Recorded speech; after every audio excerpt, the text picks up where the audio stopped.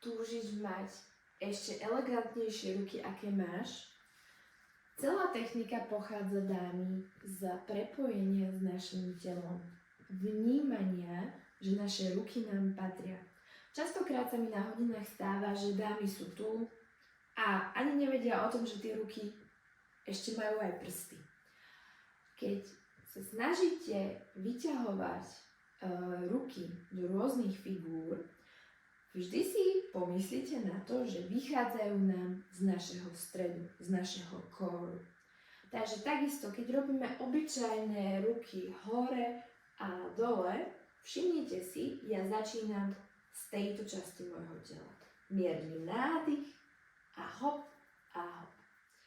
Keď chcem ísť do strany s rukami, moje telo alebo ruky sú prepojené s mojím zvyškom tela vďaka našim lopatkám.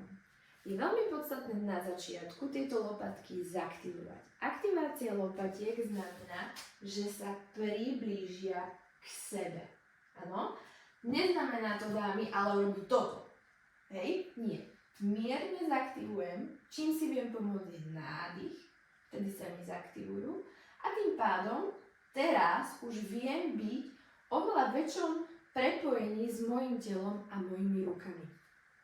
Keď mi vychádza ruka, opäť idem zo stredu a odchádza tá ruka čo najďalej. Urobíme si videjko aj presne ako na to, ale v tomto videu je veľmi podstatné, aby ste si uvedomili, že keď sem tá ruka príde, cítim energiu v brúškach mojich prstov.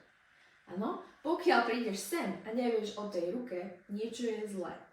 A určite je to v 90% s tým, že si sa najskôr nenapojila na svoje vnútro, na svoje lopatky, ktoré odovzdávajú túto informáciu vašemu mozgu, že aha, ide tu nejaký pohyb. Prajem krásny deň.